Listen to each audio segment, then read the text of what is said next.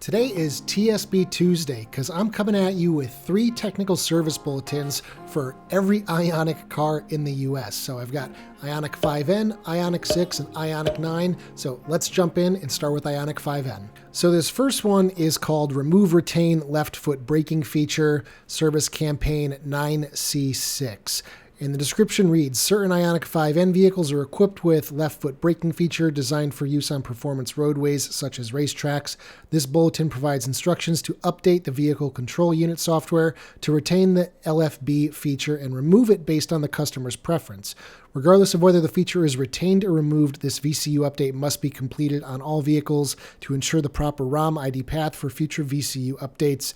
And in the case of left foot braking removal, a sticker must be applied in the owner's manual to indicate the vehicle is not equipped with this feature. The customer's consent to retain or remove the feature must be documented following the process outlined in this bulletin prior to applying the VCU update to the vehicle, and this applies to all Ioniq 5Ns produced between December 18th, 2023 and March 10th of 2025. Now, you Ioniq 5N owners might recall last spring there was actually a recall related to the left foot braking feature.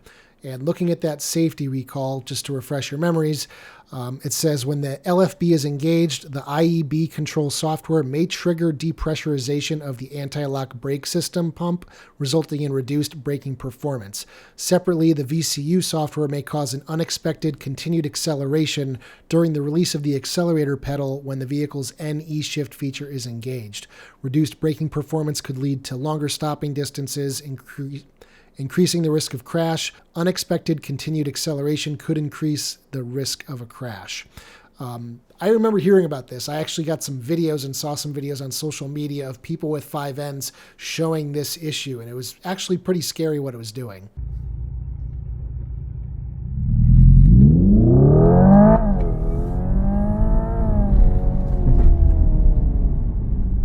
Now, this new one is basically to give people the option of leaving it on their car or removing it from the car. If you decide you don't want the feature on your car anymore, if you're afraid of having it there for whatever reason, there is a pretty lengthy consent form here that you're going to have to fill out. If you choose to remove the feature, it says you're also eligible for a $500 reimbursement, I guess because the car was advertised as having this feature and now you're getting it removed, so it kind of technically lowers the resale value.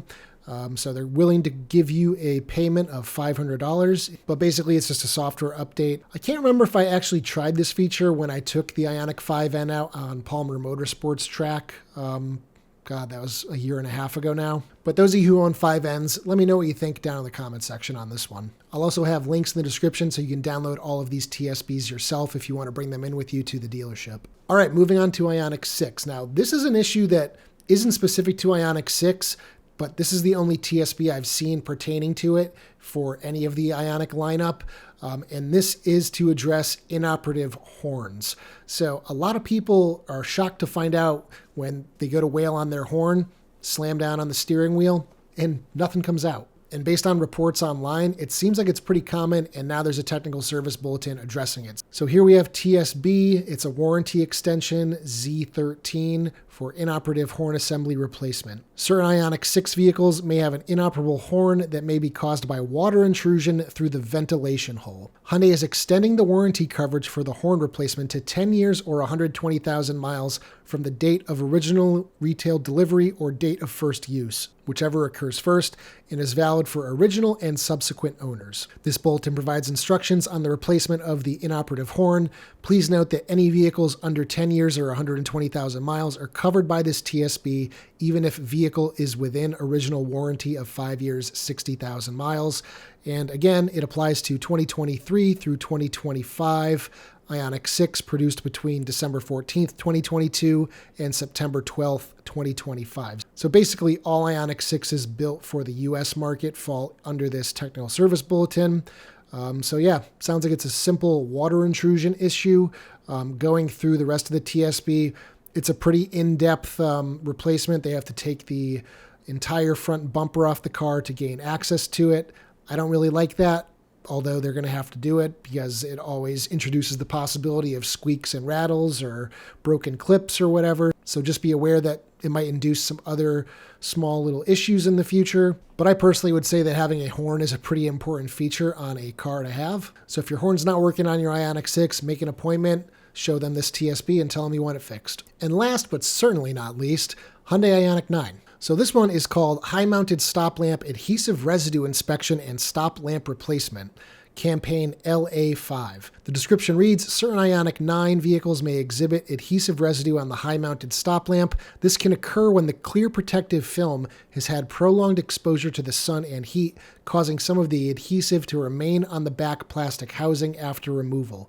This bulletin provides instructions to inspect and, if necessary, replace the high-mounted stop lamp on affected vehicles. So, kind of shocked that they would replace such an expensive part for some glue residue. You would think there was some sort of solvent or something they could use to remove it. Now, because it's plastic, some solvents might interact with it in a negative way and could potentially melt the plastic. So don't go using Goo Gone on this if you have seen it on your personal Ioniq 9.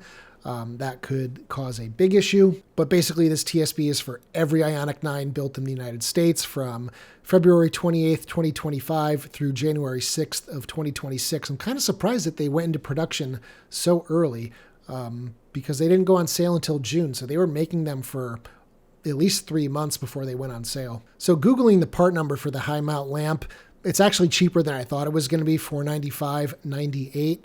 I would have expected it to be probably $700 or $800, so not the biggest cost in the world for them, but I'm still just really shocked that they're willing to replace this entire assembly instead of attempting to even remove the residue with some other way, but they must have tried, and that residue must be on there pretty damn good. So here's some images of what that residue looks like.